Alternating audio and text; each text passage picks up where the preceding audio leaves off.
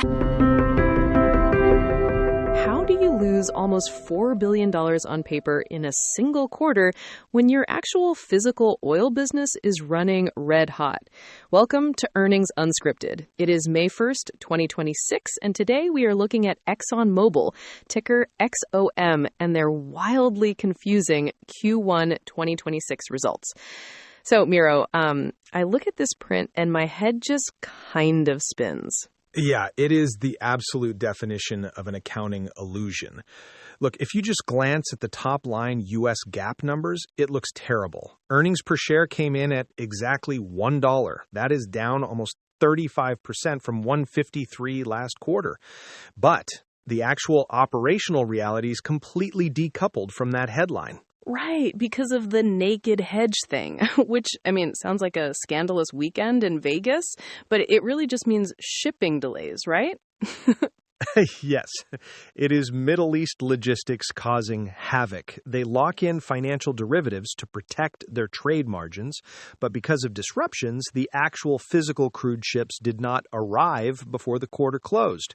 So the accounting rules force them to mark a massive $3.9 billion loss on the paper trades, with no physical product booked yet to balance it out. If you strip that timing effect away, underlying non-GAAP earnings actually jumped 28% to $2.09 a share. That is on roughly $85.1 billion in revenue. Okay, so the core business of pulling energy out of the ground and making chemicals is still highly profitable.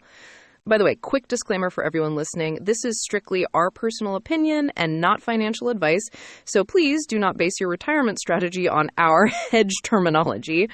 But looking at the stock, Miro, it feels like traders just short-circuited. They definitely did. Because Exxon trended beautifully all quarter, locking in an almost 43% gain. But on earnings day itself, the reaction was mildly negative and then just got completely range-bound between $152 and $154. Just a totally muted response. Well, the market hates complex math. They probably saw free cash flow drop over 50%, down to $2.7 billion, and just hit the pause button. But here's the thing that really caught my eye. While everyone is crying about global energy constraints, Exxon essentially conjured a brand new mid-size refinery out of thin air this quarter. Wait, conjured a refinery? You don't just pop up a massive industrial facility in 30 days. Exactly. You don't build it, you just squeeze your existing infrastructure relentlessly. They strategically delayed maintenance and managed to push an extra 200,000 barrels a day of throughput in March compared to February. It is a brilliant operational hustle. But it also masks some incredibly strange tax anomalies. And there's this whole hardline stance the CEO just took on the AI data center craze. All right, well, let's get into the details then, because I really want to know why big oil is suddenly picking a fight with big tech. It is less of a fight and more of a reality check, really. Tech companies are running around everywhere hunting for cheap power for these massive AI data centers. And obviously, Exxon holds the keys to an absolute ocean of natural gas. Right. And the tech giants all have these climate pledges, so they want green power, which Exxon can technically deliver using their carbon capture tech. But let me guess, the tech guys do not want to actually pay the green premium. Exactly. They want the environmental halo, but they expect the legacy utility model to just subsidize it. Woods was incredibly blunt on the call about this. He explicitly said, "We are not interested in the utility business." That is a pretty hard boundary to draw with Silicon Valley. Well, he sees the math. He pointed out the whole setup is challenged, saying it is an issue when people are forced to pay for emissions reductions when in many cases the market is not recognizing or rewarding it. So his message to hyperscalers is simple. We have the clean power, but we absolutely refuse to be your dumb subsidized wall outlet. You pay the premium or we sell to someone else. I actually kind of love that. You usually see these traditional industrials practically bending over backwards just to get a PR photo with a tech giant, but Exxon is just ruthlessly guarding their margins here. Because unit economics are the only thing that actually protect them. And honestly, looking at the rest of this report, that defensive posture on cash makes a lot of sense. There is something else hiding in the balance sheet that I think spooked them. You mean the vanishing cash flow? Because we briefly touched on the naked hedge, but free cash flow dropping from over $5.5 billion down to 2.7 that is a 50% haircut. Yes, but the timing effect on the hedges does not fully explain the physical cash drain. The real structural shock, the thing they completely glossed over, is the effective tax rate. It absolutely skyrocketed to 40% this quarter. 40%, up from 21% in Q4, right? That is almost doubling their tax burden in 90 days. How does that even happen? The filings are suspiciously quiet about it. I read through the 8K twice. It is most likely a geographic mix issue. Since realization prices on global crude spiked around 20%, they probably tipped into some very aggressive high-tax international brackets.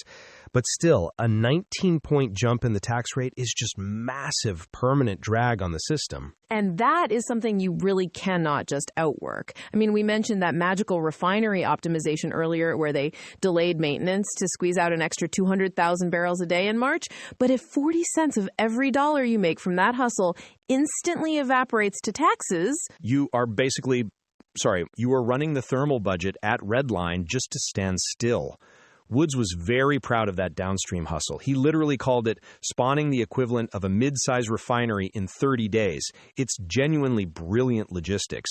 But when you step back, they have to run the physical infrastructure at that terrifying limit just to counteract the tax drag and the Middle East shipping lanes. Which is such a funny juxtaposition if you think about it. Down in Guyana this quarter, they successfully ran their first fully autonomous deep-water drill, literally robotic downhole steering tools replacing humans to increase safety and speed. It's peak futuristic engineering. That's exactly the irony here. They can automate the physical reality of drilling for oil 2 miles underwater, but the actual balance sheet is entirely bogged down by geopolitical shipping lanes and sudden tax hikes. It's pure entropy. Okay, so with all these hidden gears grinding against each other, where does this actually leave them heading into the rest of the year? Well, it leaves them heavily dependent on their core growth areas to outrun all the friction. They are projecting 1.8 million barrels a day from the Permian by the end of the year. So management is really banking on that volume. But looking forward, the fragility of their physical network is a serious overhang. You look at that Qatar LNG facility damage. Right, the one Woods said needs a few weeks just to cool down before anyone can even inspect it? Yeah, and their partner there, Qatar Energy, came out early and guided a 3 to 5 year repair timeline. Wait, years? Not months? Years. That removes about 3% of Exxon's global production for the foreseeable future.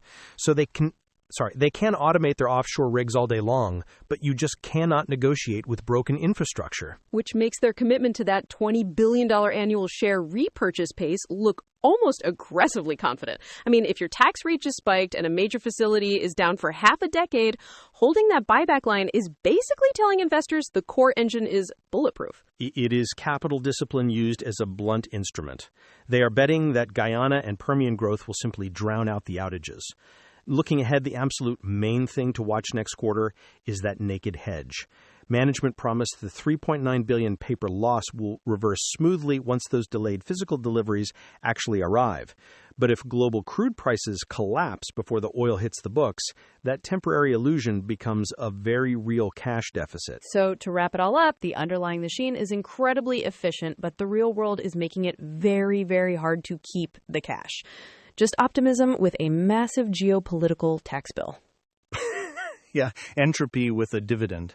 Okay, I think that is a beautifully cynical place to leave it. A flawlessly run giant fighting global gravity. Always fun picking this apart with you, Miro. Talk to you next time. Just as a quick aside, before we completely sign off, if you want these earnings drops to naturally show up on your feed, you can just follow the show.